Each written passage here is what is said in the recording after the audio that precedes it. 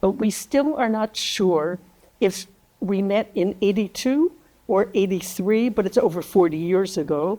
I was invited, when I was still a graduate student in American Studies, to propose a course to the Visual Studies workshop in Rochester, and I was starting to work on a dissertation, but it was still in formation, about a cultural history of color photography, which had been rarely written about, except in technological terms. But I wanted to think about its cultural implications. But there were about 10 students. Most of them were doing color photography and came wanting to show me their work as well. And much of it was in the tradition of Elliot Porter doing nature photography or portraiture, but none of it was very surprising until I saw Gail's work. And I went, oh my God.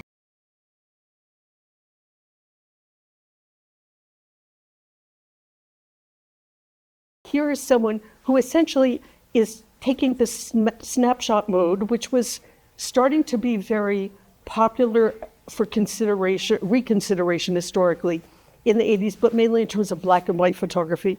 These are the truly workaday, ordinary snapshots. It is a kind of microanalysis of social relations with a feminist twist, it seemed to me. And I thought, I've never seen snapshots done in the series, kind of like Muybridge, but instead of the horse in motion, it's like the family in micro motion. And I was very excited.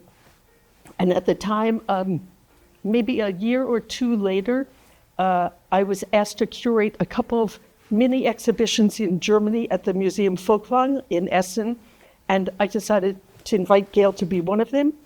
And I started writing then about the work.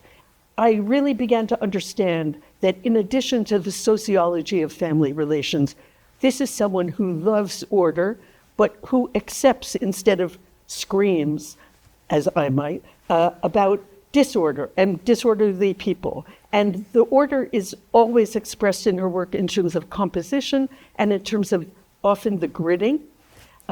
And instead of, and the way she expresses a kind of perspective or opinion, but it's very understated, is in the titles she gives to things, or the way she leaves out and only has dates for these still life progressions. One starts with that very early snapshot work. It's not the earliest work, because the earliest work we show, one of the first pictures, which I only learned about when Gail and I started working on this retrospective, which was a picture she made in college. And when she showed it to me, I said, it was actually on the wall in her house. So they said, wait a second, you've already dealt with older women. These are not your relatives, but you're claiming them as both a past and a future. And you're thinking intergenerationally, but also in terms of family relations, et cetera, even though they're not actually relatives. So we put that in, and I said, let's take one of the later images from this. I always think of it as an aging series, and Gail always corrects me. It's not aging, it's living. But the one vertical on that, which is of her hair changing color during COVID. And I said, well, of course we're going to actually pair this or have it on the same wall with a much earlier image she made in middle age, when her sons were probably just entering their teens, when her hair started turning gray and she started getting gray hair and went through this dilemma about, I don't like this. And so she goes through a whole debate about, is it bad to think about dyeing my hair? And it's a very funny commentary, because her texts are always full of wit. And it ends up, the last line is, nobody noticed, when she finally decided, I'm caving and I'm dyeing my hair. I don't like this right now. So she does dye her hair after this, though one still sees little silver streaks in the hair at the time.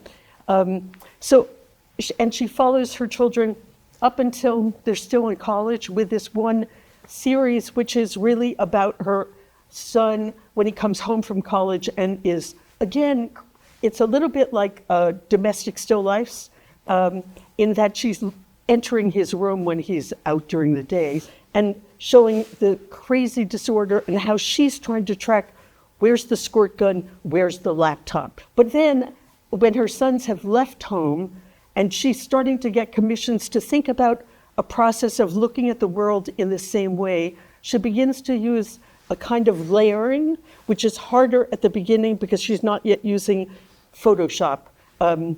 And she's not working, or she's just starting to work digitally.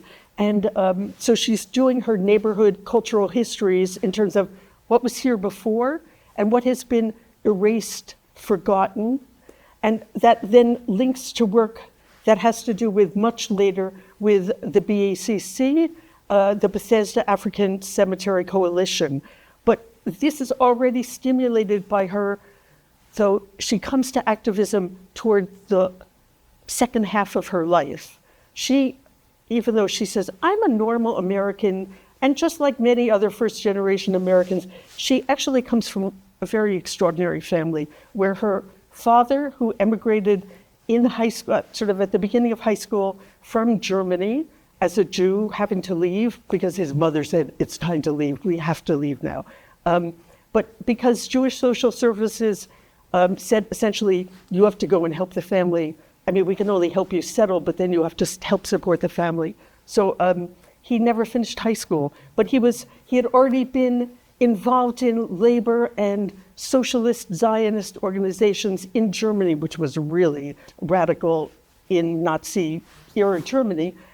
He actually became an organizer wherever he worked and was quickly noticed by the UAW as, who is this not very big, imposing guy, but with extraordinary eloquence and capacity to organize. And he rose in the ranks of American labor organization and ultimately ended up in Switzerland as an international, head of an international labor union, the Metal Workers Union. So she really, and already in America, he was in the forefront with the UAW of promoting things like both racial integration and racial progress, and also gender progress.